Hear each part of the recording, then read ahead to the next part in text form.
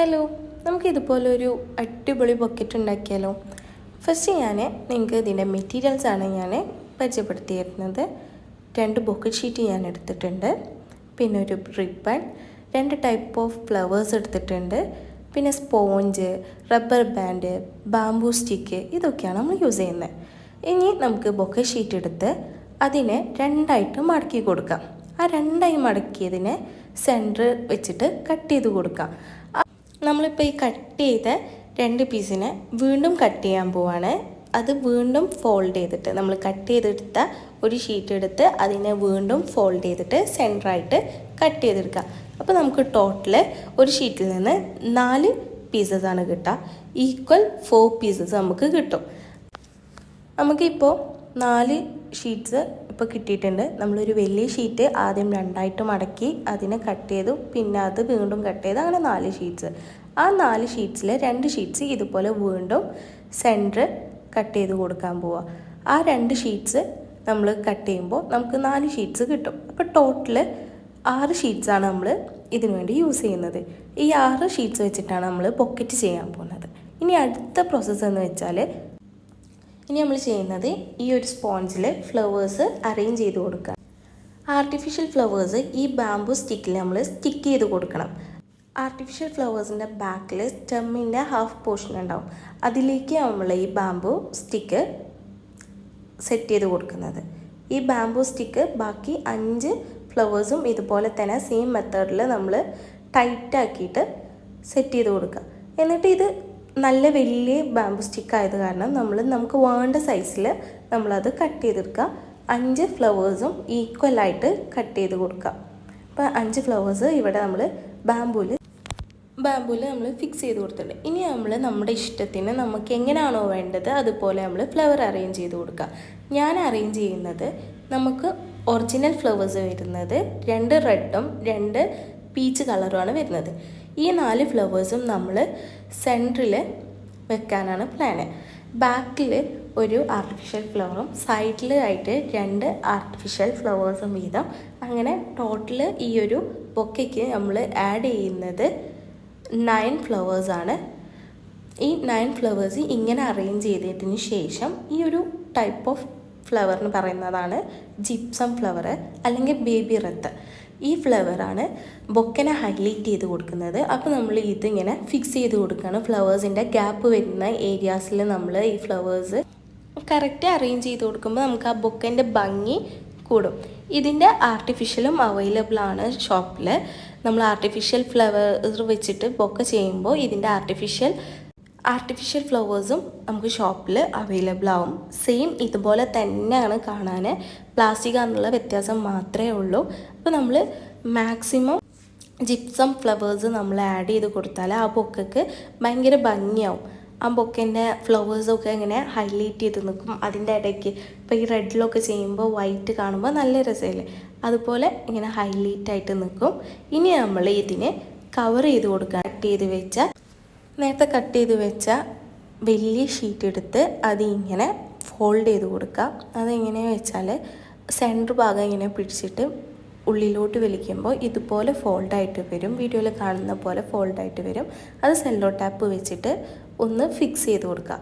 എന്നിട്ട് ഈ സ്പോഞ്ചിൻ്റെ പിന്നിൽ ഇത് റബ്ബർ ബാൻഡ് വെച്ചിട്ടാണ് നമ്മൾ ഫിക്സ് ചെയ്യുന്നത്. സ്പോഞ്ചിൻ്റെ പിന്നിൽ നമ്മൾ ഈ ഒരു റബ്ബർ ബാൻഡ് വെച്ച് അത് ഫിക്സ് ചെയ്ത് കൊടുക്കുമ്പോൾ അത് കറക്റ്റ് പൊസിഷനിൽ അവിടെ നിൽക്കും. നമ്മൾ ടാപ്പല്ല യൂസ് ചെയ്യുന്നത്, റബ്ബർ ബാൻഡാണ്. ലാസ്റ്റ് നമ്മൾ ഇത് റിബൺ വെച്ചിട്ട് റബ്ബർ ബാൻഡ് നമ്മൾ ഹൈഡ് ചെയ്യുന്നതാണ്.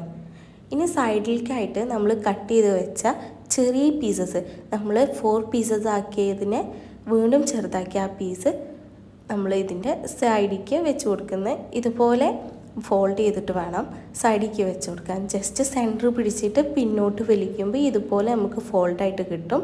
അപ്പോൾ ഇതിങ്ങനെ സൈഡിൽ വെച്ചിട്ട് ഇതും വേറൊരു റബ്ബർ ബാൻഡ് വെച്ചിട്ടാണ് നമ്മൾ ഫിക്സ് ചെയ്ത് കൊടുക്കുന്നത്. നമ്മളിവിടെ ഫിക്സ് ചെയ്യാൻ വേണ്ടിയിട്ട് ടാപ്പ് യൂസ് ചെയ്യുന്നില്ല, ജസ്റ്റ് ആ ഷീറ്റ് മാത്രം ഒന്ന് ടാപ്പ് വെച്ച് യൂസ് ചെയ്യുന്നത്. ബാക്കിയെല്ലാം നമ്മൾ റബ്ബർ ബാൻഡ് വെച്ചിട്ടാണ് സ്പോഞ്ചിൽ കണക്ട് ചെയ്ത് ഫിക്സ് ചെയ്യുന്നത്. മറ്റേ സൈഡിലും സെയിം മെത്തേഡിൽ തന്നെ നമ്മൾ റബ്ബർ ബാൻഡ് വെച്ചിട്ട് ആ ചെറിയ പീസ് വെച്ച് കൊടുക്കുന്നുണ്ട്. ഇനി നമുക്ക് ഇതിൻ്റെ ബാക്കിൽ ഒരു ലെയറും കൂടി കൊടുക്കണം, പിന്നെ ഫ്രണ്ടിൽ കവർ ചെയ്യണം. ഇത്രയും കൂടി കഴിഞ്ഞാൽ നമ്മുടെ പോക്കറ്റ് ഇവിടെ റെഡിയാവും.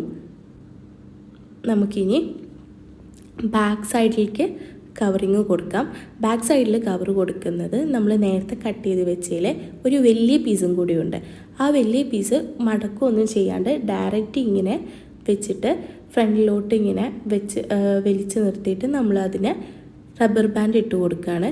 റബ്ബർ ബാൻഡ് ഇട്ട് കൊടുത്തിട്ട് വേണം നമുക്ക് ഫിക്സ് ചെയ്യാൻ. കാരണം ടാപ്പ് യൂസ് ചെയ്യുമ്പോൾ അത് ഫിക്സ് ആയിട്ട് നിൽക്കില്ല.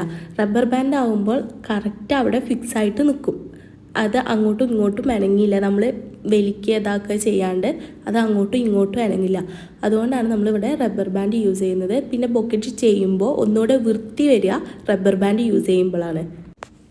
വൃത്തിക്ക് വേണ്ടിയിട്ടാണ് നമ്മൾ മെയിനായിട്ട് റബ്ബർ ബാൻഡ് ഇവിടെ യൂസ് ചെയ്യുന്നത്. ഇപ്പോൾ നമ്മളെ ബാക്ക് സൈഡിലുള്ള കവറിങ് കഴിഞ്ഞിട്ടുണ്ട്. ഇനി നമ്മൾ ബാക്ക് സൈഡ് ഒന്ന് അഡ്ജസ്റ്റ് ചെയ്ത് കൊടുക്കുക, സൈഡ്സ് കറക്റ്റാക്കി കൊടുക്കുക. സൈഡിൽ വെച്ചിട്ടുള്ള 2 ഷീറ്റ്സ് കറക്റ്റ് സൈഡിൻ്റെ പൊസിഷനിലല്ലേ ഇരിക്കുന്നതെന്ന് അങ്ങനെയൊക്കെ ഒന്ന് ചെക്ക് ചെയ്ത് കൊടുക്കുക.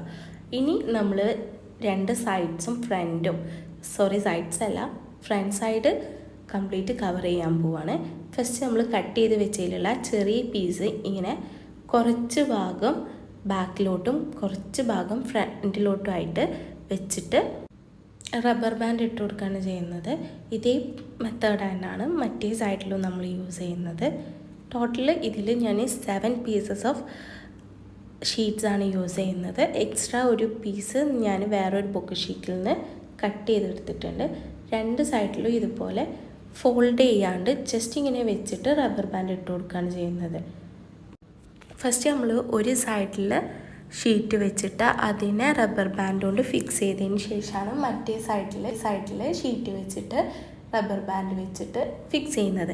നമ്മൾ എത്ര ഷീറ്റ് എടുക്കുന്നോ അത്രയും നമ്മളെടുത്ത ഷീറ്റ്സിൻ്റെ അതേ സെയിം എണ്ണത്തിൽ തന്നെ വേണം റബ്ബർ ബാൻഡ് എടുക്കാൻ. കാരണം ഓരോ ഷീറ്റ്സിനും ഓരോ റബ്ബർ ബാൻഡ് വെച്ചിട്ടാണ് ഫിക്സ് ചെയ്ത് കൊടുക്കുന്നത്.